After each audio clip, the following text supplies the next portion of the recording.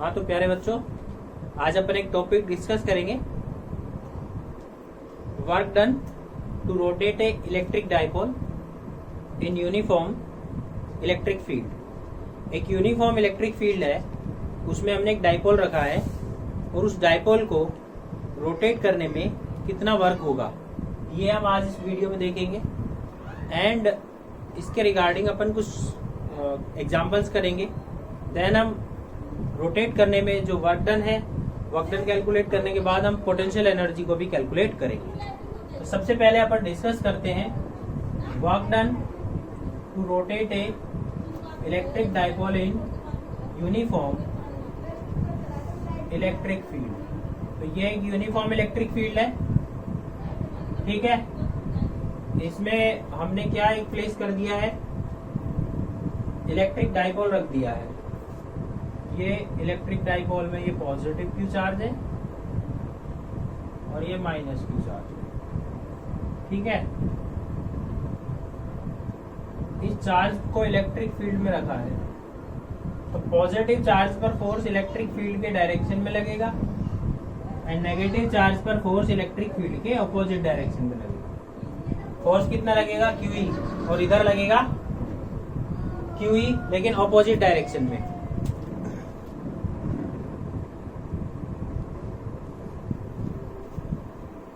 तो क्यूई लगेगा इधर और ये क्यूई लगेगा इधर। तो इन दोनों फोर्सेज की वजह से ये डाइपोल रोटेट करने लगेगा। तो रोटेट करेंगे तो इसमें वर्क डन होगा। वर्क डन कैसे कैलकुलेट करेंगे? वर्क का फॉर्मूला होता है dW is equal to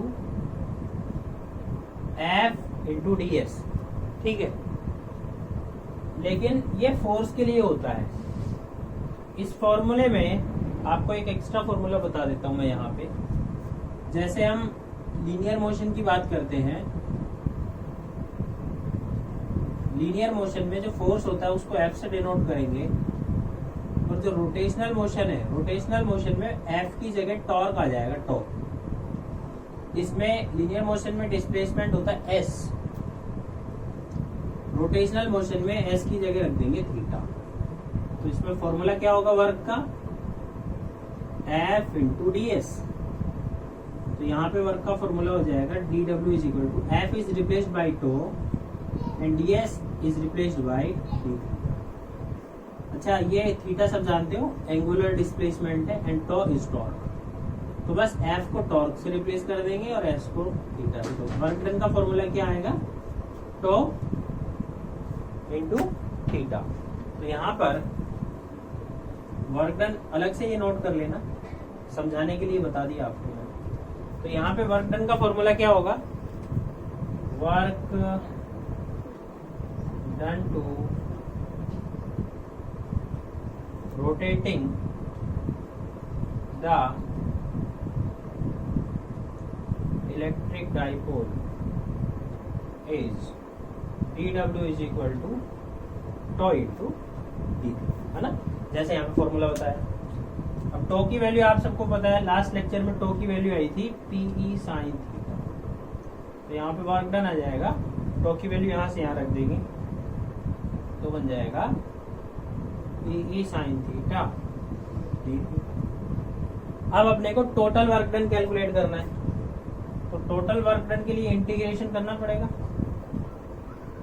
total work done to rotating it from theta 1 to theta 2। Theta 1 से थीटा 2 तक रोटेट करने के लिए कितना वर्क अपने को करना होगा। तो यहाँ पे लिख देंगे dW।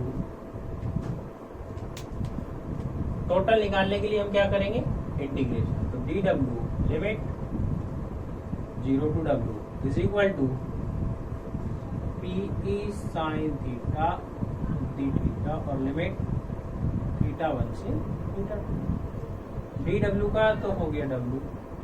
यहाँ से देखो P और E कांस्टेंट है तो बाहर आ जाएंगे और अंदर बचेगा sine theta d theta, limit theta 1 to theta, ठीक है। यहाँ तक कोई दिक्कत नहीं होनी चाहिए। अब अपन P को बाहर लेंगे साइन थीटा का इंटीग्रेशन होता है minus of cos theta, clear. और लिमिट रख देंगे थीटा 1 टू थीटा 2।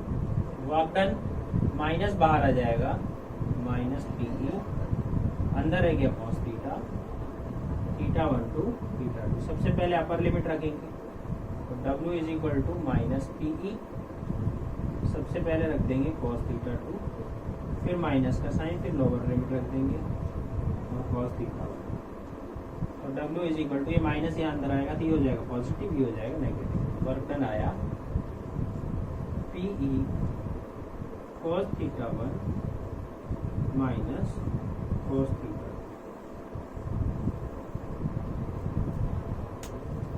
2। ये वर्क डन का फॉर्मूला आ गया, ठीक है। पॉइंट क्लियर हुआ। तो दिस फॉर्मूला आपको क्या करना है, PTR, point to be remember. अब इसमें केसेस बन जाएंगे। केस नंबर 1 क्या बनेगा, if theta 1 is 0 degree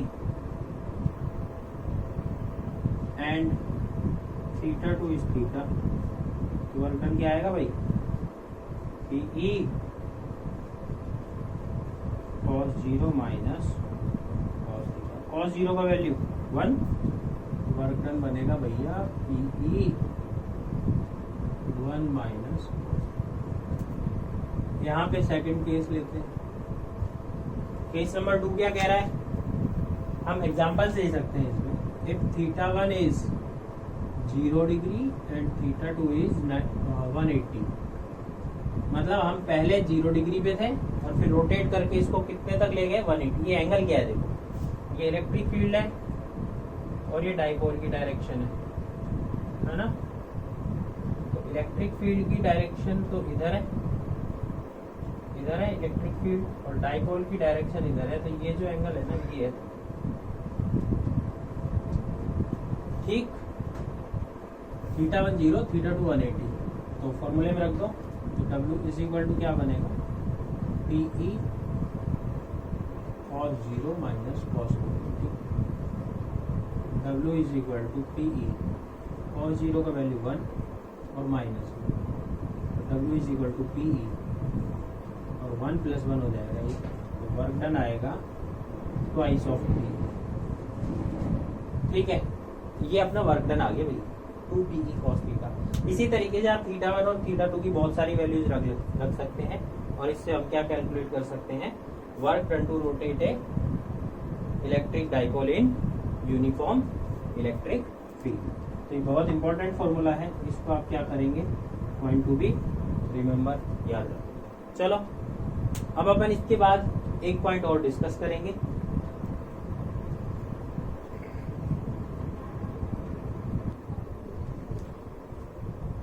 next topic है potential energy of electric dipole in uniform electric field. एक potential energy of electric dipole in uniform electric field. तो अपन पोटेंशियल एनर्जी कैलकुलेट करेंगे किसकी, डाइपोल की, किसमें, इलेक्ट्रिक फील्ड में। तो कैसे करेंगे, मैं आपको सिंपल बता देता हूं।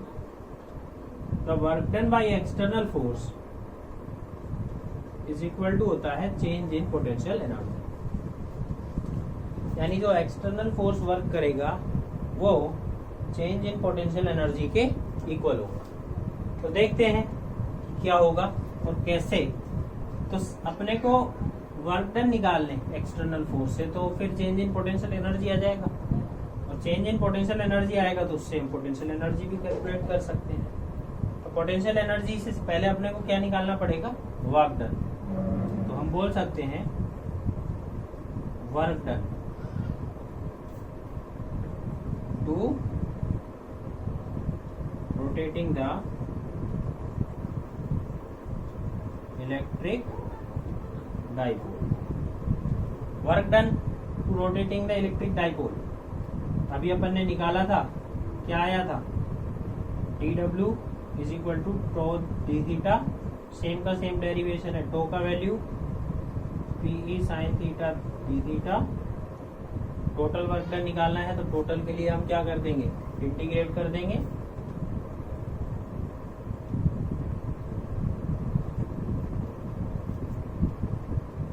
ठीक है, जैसा डेरिवेशन पिछला था एग्जैक्टली एक ही है, P E sine theta d theta, और कहाँ से कहाँ थीटा वर टू डी डब्ल्यू का डब्ल्यू पी ई बाहर आएगा और अंदर बचेगा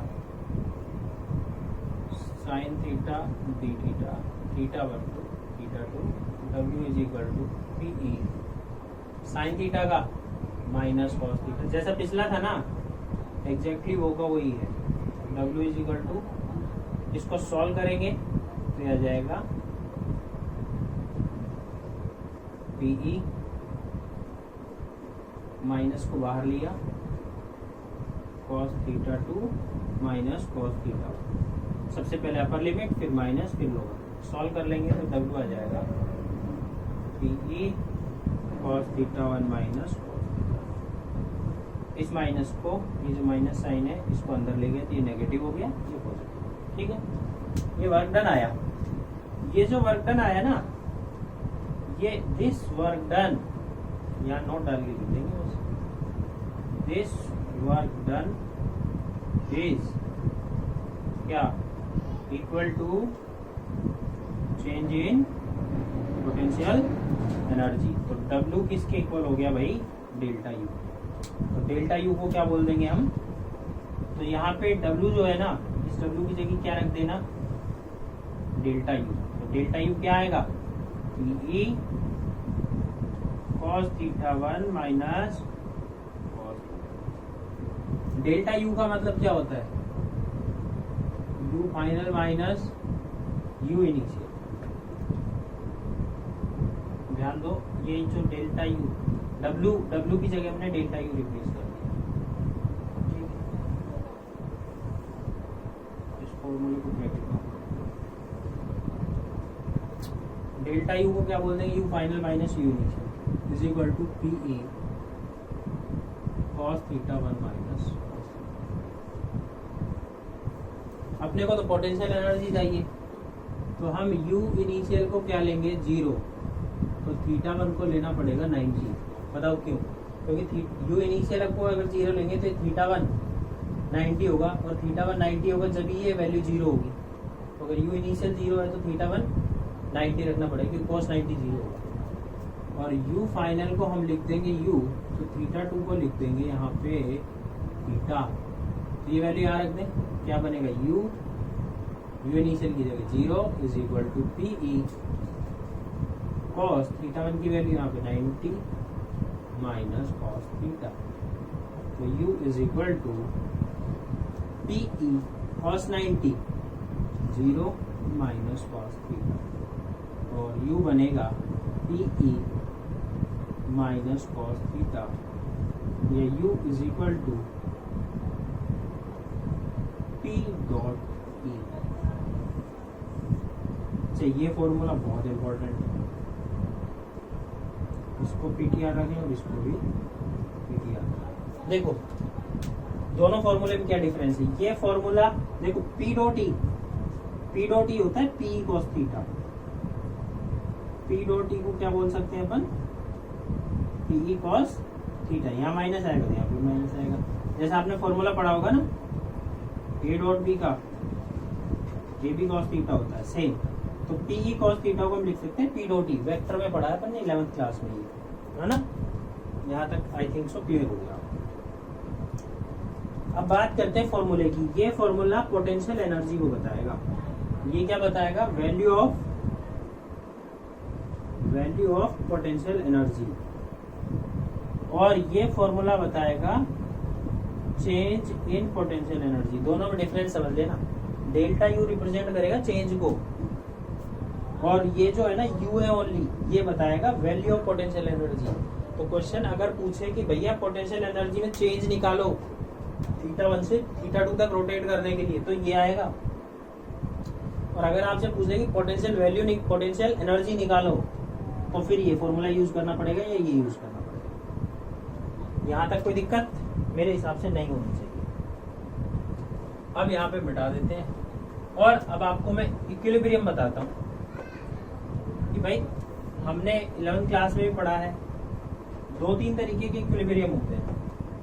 कौन कौन से, stable equilibrium, unstable equilibrium and neutral.